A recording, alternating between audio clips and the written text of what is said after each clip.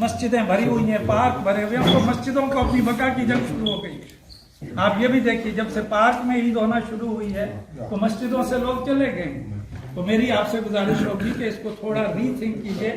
خدا کی قسم کوئی خلاف شرع نہیں، الا یہ ہر ایک نے اپنی قبر میں جانا ہے۔ جتنے بھی علماء ہیں کیا وہ کوئی اپنی پیٹ کے لیے کچھ کر رہے ہیں؟ وہ سارے شریعت کے مطابق ہی کر رہے ہیں۔ اور ایک چیز میں اور عرض کروں گا جو بات پہلے ہوئی، آپ دیکھیے خلافت عثمانیہ نے 700 سال رول کیا، اور ترکی کا فارمولہ جو ہے یہی فارمولہ ہے کہ رویت علمی پر وہ حساب بنا کے آبزرویٹری کے مطابق انہوں نے پہلے ایڈوانس جاری کر دیا۔